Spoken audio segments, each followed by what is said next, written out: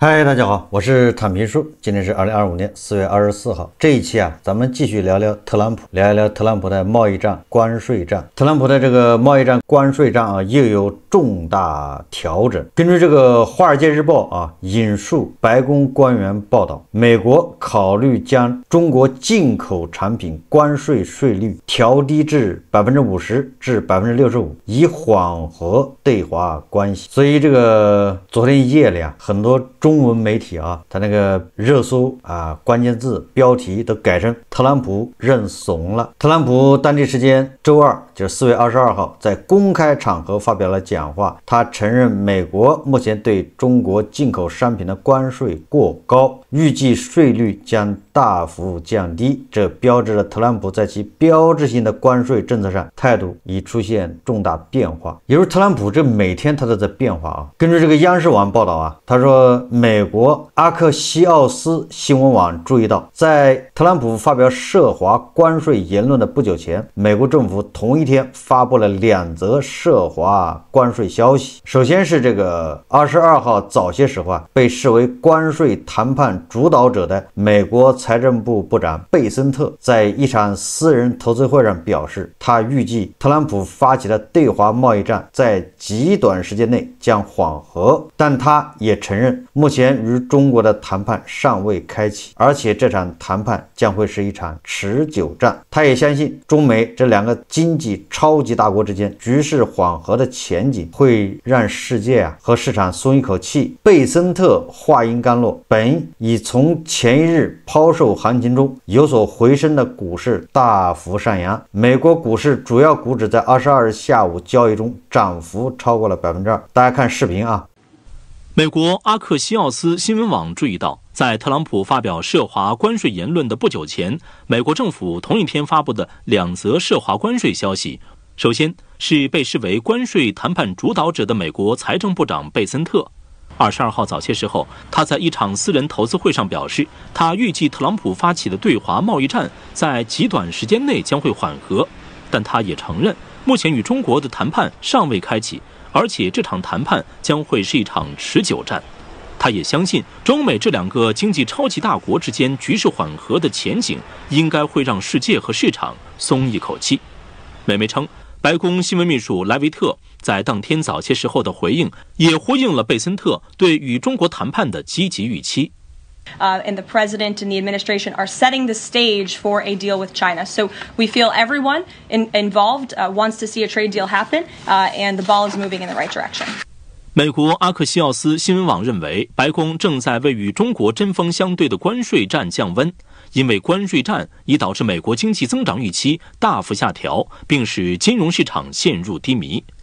贝森特话音刚落，本已从前一天的抛售行情中有所回升的股市大幅上扬，美国股市主要股指在22号下午的交易中涨幅超过了2%。But I want to point out, with all the volatility, it's been hard to keep track. As of the beginning of this year, if you put $1 into the Dow Jones, you're still down 7.9%. And up until today's rally, we were breaking some pretty bad records, like, for example, 63 trading days since Inauguration Day, the S&P 500 fell by 14%. That was the worst start to a presidential term since the index began back in 1929. So again, these are not good records to be breaking, but it does seem like at least we got a little bit of green on the screen off of even just the little tiniest bit of hope that those trade discussions could. 特朗普终于坐不住了表明特朗普他遭受这个内部和外部的压力导致他被迫这个关税政策要发生调整。周末对吧，全美爆发了多少起针对特朗普的这个抗议活动？美国的这些富豪、华尔街的这些巨头纷纷对吧去通过个人的关系找特朗普游说给特朗普施压。我看有媒体报道是沃尔玛还有什么美国的很多商超超市这些巨头都去找特朗普，说这个贸易战的结局就是以后这个货架将空空如也，没东西可卖。更有甚者这个当地时间4月23号，这个总台记者获悉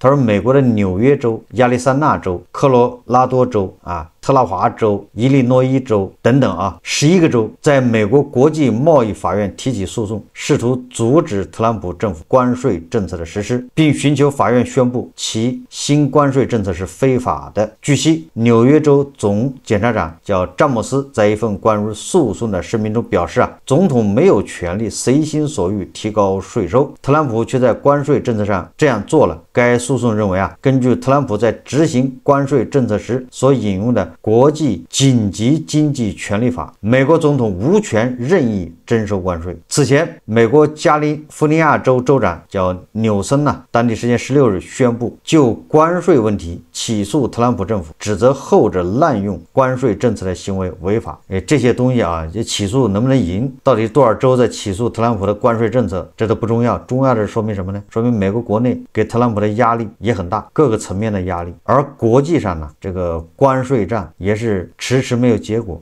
特朗普不说了吗？有70多国家跟美国谈判嘛。现实是什么呢？现实无论是越南还是日本还是印度，他们都在跟特朗普跟美国玩躲猫猫游戏，也就是谈而不决，议而不决，就是说拖延时间，边走边看，谁都不直接答应特朗普，对吧？这个越南总理已经放话了，跟美国的关税谈判不影响其他国家。这个其他国家大家都懂就是中国但中国也一再表态，对吧？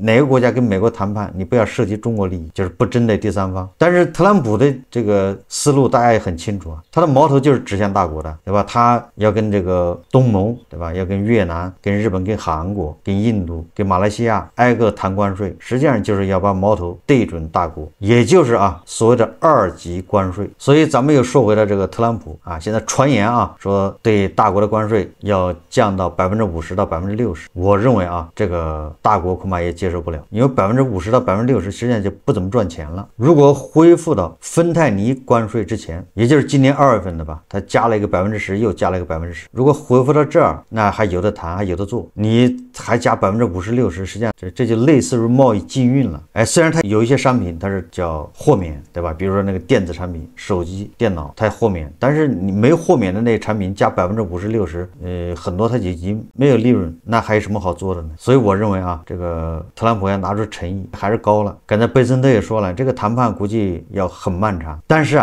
你要说大国赢了，这个叫无从谈起。贸易战没有赢家，要是赢的话也是双赢，也就是一笔生意对吧？无非就是你赚多，他赚多。本来是37开，现在变成46开，甚至也可能变成55开，还有可能变成倒的37开、73开就是这个意思。特朗普现在的策略我们不得不往深里考虑一步就是他既然把美国当一个公司在运作，那么他现在是面对，对吧，几个不同的经销商和原产地。其实我们要想象一下，美国他这个消费者他在采购，他有几个途径。就是我们说的简单一点因为中国的制造业占世界35%甚至还多，也就是说中国制造是不可忽视的，就是都知道离不开。你想全球的制造35%在中国你承认不承认，喜不喜欢，这是现实。那美国我们把它理解成消费者，他就拿钱买东西的。那他现在面前有2条路，一个是直接拿着钱到中国来买，一个是通过经销商，或者就中国通过经销商，比如越南，比如东盟，这就是经销商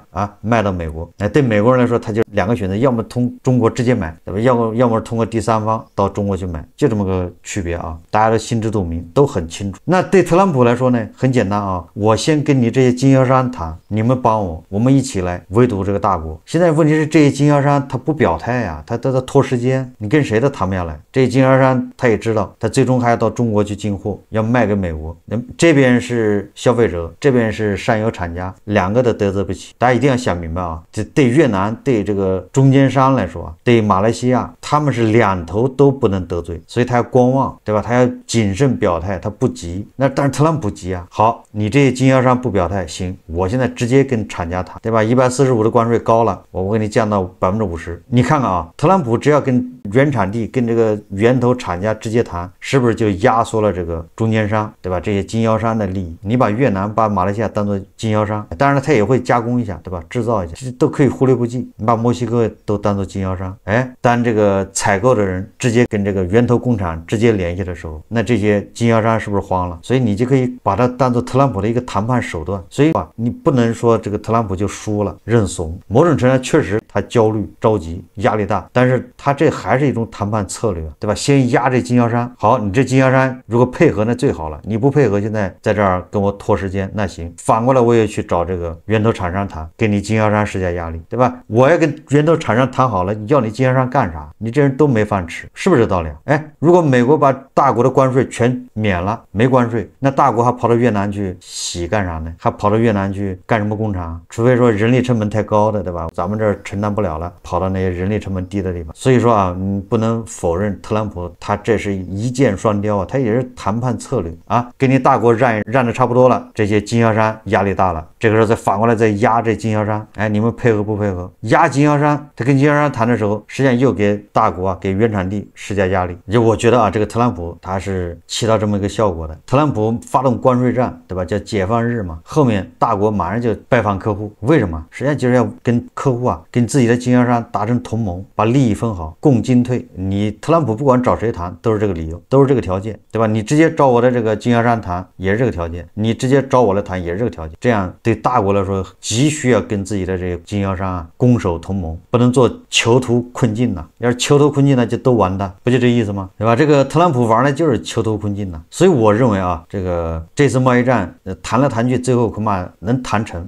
这个也就是全球的利益啊，这贸易重新再分配一下，对吧？以前那个分配模式啊，分配比例不合理，有人意见很大。那现在要重新分一下，最终会达成一致，就是差不多都有利可图啊，都能做。那具体的这个特朗普要给大国关税啊降到多少？是34%呢，还是说这个降到芬太尼的关税之前？就一共加20%，这个需要博弈。但是我想啊，趁着这次关税如果达成一致了，那大国解决大国的问题，美国解决什么问题呢？对吧？你美国人不喜欢制造吗？你多进口点缝纫机吧，你们就蹬缝纫机，你搞你这美国制造去呢？大国就要搞内需，对吧？你14亿人，你的消费能力居然是美国3亿人的，好像一半都到不了，还1/4吧？你人口是人家的4倍，你的消费能力是人家的1/3、1/4，这个有点说不过去，对吧？就各自解决自己的核心问题。这个贝森特啊，还有美国很多这个财经界的人士啊，他都说啊，大国这种模式不可持续。什么模式呢？就是依赖出口，就是自己狂生产，然后往全球卖。他这种模式啊不能持久，对吧？这最终会导致各种摩擦。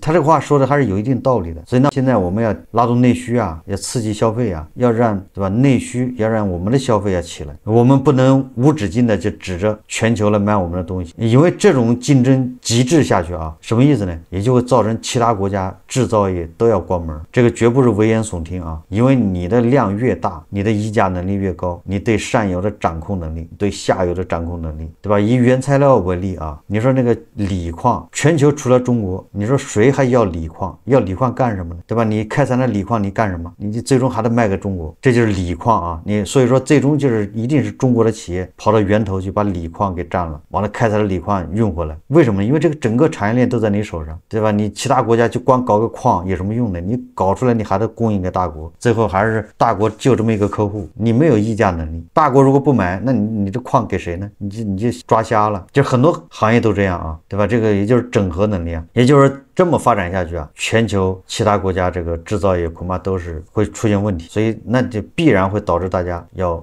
脱钩，要逆全球化，要关税战，要贸易战，要什么贸易保护。所以要趁着这个机会啊，把美国人喜欢制造，那你玩制造去吧，咱们解决咱们的问题，咱们的问题就是消费，让老百姓怎么样兜里能有点钱，敢消费。这里面我们要说一说这个美国的财长贝森特，自从这个特朗普的这个叫解放日啊，就是贸易战开战以来啊，好像不到1个月，这个原来活跃的这个叫纳瓦罗，好像现在没声音了啊。纳瓦罗不是特朗普这关税战的主要推手，但是我们现在看这个财政部长贝森特啊，在这个特朗普的这个幕僚里面啊，所有的这个手下里面，特朗普这个小集体里面，这个贝森特算是相对比较稳定的这么一个人。你看不能不说他相对来说还有一定的专业性，跟其他的那草台班子还不一样。你看跟那个什么国防部长豪克塞斯，对吧？跟那个永远健康的万斯，斯不太一样吧？跟他那个中东特使威特科夫那更不一样。也就是这个财政部长贝森特啊，好像说话在调上。大家再看一段视频啊。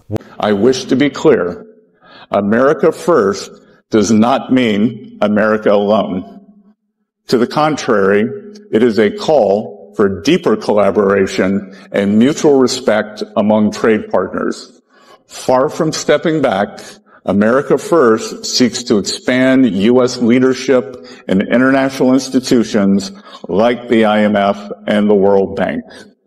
By embracing a stronger leadership role, America First seeks to restore fairness to the international economic system. 我看了这个贝森特这个演讲，我发现这个贝森特啊，可以说是美国的胡锡进，美国的雕盘侠。这个中国有胡雕盘，那美国有贝雕盘。贝森特，你看看他说的多好啊！你看他把特朗普的这个美国优先解释的，对吧？到了一个新高度，哎，这就叫雕盘。哎，我想起了一个相声叫八马褂吧，里面主要讲那个一个地主，对吧？或者一个少爷在那儿嘛，胡吹让你记得把它圆回来，你要圆不回来，他就把你那个马褂给收回去。这个贝森特就是专门圆这个谎的，圆谁的谎呢？圆谁的牛皮呢？圆的就是特朗普的牛皮。哎，特朗普说美国优先，这一下全球都觉得你们特朗普你这人太自私了啊！这个道义的大旗你也不举了，对吧？这个世界警察你也不当了，你搞美国优先。哎，这个贝森特这一解释是不是就合理了？美国优先不代表只有美国，这个解释啊，也就是给特朗普的话打了补丁，对吧？给特朗普啊把这个飞盘也叼回来了。考虑到美国是吧？啊，是贝森特吧？好像美股暴跌的时候他说了。哎，这些投资者只要不卖就没损失。你就这么一看的话，你是不是特朗普这个小集体啊？他们还真是恐怕是一有时间就集体这个研究胡锡进老师的这个微博啊、社交媒体啊，要不然怎么进步这么快呢？这个凤凰网报道啊，说根据美国的新闻网站4月23日报道，说是什么呢？说的就是美国的财长贝森特跟马斯克两人又干上了。这个马斯克很厉害啊，好像把那个纳瓦罗干熄火了。哎，他俩互相攻击啊。纳瓦罗说马斯克你只不过是个拼装汽车的啊，一个汽车商人，你懂啥？然后这个马斯克说你纳瓦罗是哪个大学毕业的吧？忘了啊。总之说纳瓦罗比石头还蠢，比砖头还笨。然后马斯克又说啊，不好意思，侮辱砖头了。你看两个人就到这份上。哎，纳瓦罗干熄火啊，马斯克跟贝森特也干上了啊。这个是美国媒体报道的啊。4月23号说这个2名目击者和3名知情人士向媒体透露说，上一周啊，马斯克和美国财政部长贝森特在一场有关美国国税局的争执中发生了激烈的争吵。特朗普总统和来访的意大利总理梅洛尼都听到了，也就是他们吵架根本就不忌讳也不避讳，当着这个特朗普总统还有意大利总理梅洛尼，哎，公开就吵。一位目击者谈到上周四就是4月17号的争执时说，这就像2个亿万富翁中年男人在蜥蜴大厅里，把这想象成了 WWE 摔跤比赛现场。他们没有在椭圆形办公室里动手，但总统看到了，然后他们走出去走廊里了，然后在走廊里又吵起来。他说很多人惊讶的是贝森特如此温和，但贝森特也有底线，有时也会咆哮。一位了解争吵情况的贝森特的盟友说啊，贝森特受不了马斯克了，这种关系根深蒂固，而且已经很久了，但他表现得像个成年人，也就是这个贝森特啊还稳定，比较成熟。报道指出啊，说马斯克和贝森特之间最新一轮纠纷始于4月16号，当时特朗普任命马斯克推荐的人选叫沙普利担任美国国税局代理局长，贝森特原本希望财政部副部长富尔肯德出任该职位，也就是围绕着这个美国国税局局长这个人选，马斯克和贝森特产生了矛盾啊，都想插手这个人选，各推自各自的人。这个贝森特游说特朗普任命富尔肯德，并怒斥马斯克背地里制造麻烦。4月17日，在白宫的一次会议上，贝森特与马斯克对峙。据一位消息人士称啊，两人开始互相爆粗口，这个两人吵架也不是温文尔雅的啊，开始爆粗口。贝森特批评马斯克在政府效率部削减预算方面言过其实，也就是吹牛。你看政府效率部啊，你干个啥出来了？未能兑现承诺。马斯克反驳贝森特说啊，贝森特只不过是索罗斯的代理人。哎，贝森特以前在索罗斯那个对冲基金里面当过总裁啊，还当过高管，也就是说给索罗斯打过工。所以马斯克就抓住这一点了，说你贝森森特不过是索罗斯的一个代言人啊，并指责贝森特经营着一支失败的对冲基金，争吵异常激烈，以至于一名助手插手将两人分开。也就是说啊，但是现场有人把他们拉开了，要不然两人打起来了。说当天正在拜访特朗普的意大利总理梅洛尼也听到了争吵的声音，估计吓一跳啊，外面怎么俩男人在那儿爆粗口啊？说两位听到争吵的消息人士回忆说啊，贝森特一度大喊，就贝森特失控了啊，一度大喊说去你妈的，然后就是开始骂各种啊问候母亲啊。而这个马斯克则说啊，请大声一点，也就是马斯克恐怕坏得很啊，知道那个意大利的总理啊还有特朗普都在隔壁那个会见呢，他让这个贝森特你有种你声音再大一点，音量再高一点。到了4月18号，最后是贝森特说了算。当纽约时报报道称啊，沙普利离职了，福尔肯德担任国税局代理局长。报道称马斯克和贝森特都不太愿意和解，白宫内部人士猜测下一轮会是谁先动手，也就是这哥俩再碰面啊，也可能要动手了，猜一猜谁先动手。当被问及这场争吵时，白宫发言人莱维特说啊，特朗普总统组建了一支对影响我们国家问题充满热情的团队，这已不是什么秘密，分歧是任何健康政策进程的正常组成部分，最终每个人都知道他们是为特朗普总统效力的。也就是特朗普这个小集体啊，现在是四分五裂啊，开始互相狂杠啊，这个大打出手啊。这个贝森特啊，作为财政部长，他跟纳瓦罗两个人关系也不好。这个贝森特和那个商务部长两个人呢，经常两个人约着，趁纳瓦罗不在，跑去给特朗普谏言，给特朗普出主意，接着背着纳瓦罗。也就是说，你看这些人，而这个马斯克啊，对纳瓦罗，对这个贝森特，那都是怼。不过按照马斯克的说法啊，他恐怕很快就要从政府效率部离职了。马斯克最近啊多次公开表态，直言不讳啊，他希望降低关税。马斯克是希望低关税。我们一直说马斯克是受益于全球化的，马斯克是不喜欢这种贸易壁垒的。供应链的复杂远远超出特朗普的想象，所以这个特朗普的关税战确实影响到供应链。以这个特斯拉为例啊，只要有一两个零部件对吧，供应商出问题，都会影响到特斯拉的生产、排期、出货、交付。最后啊，不管怎么说啊，这个贸易战恐怕是以谈判结束啊，只要能达成一致啊，对双方啊应该都不是坏事。那也给咱们一个喘息的机会。在这个喘息的时间里面，确实要像贝森特所说的那样，我们要解决自己的消费能力。我们不仅要做最大的生产制造这个基地，我们更要成为一个最大的消费市场。好，这期节目我们就聊到这里，感谢大家收看。如果喜欢我的节目，欢迎订阅转发，也可以在下方留言评论，谢谢大家。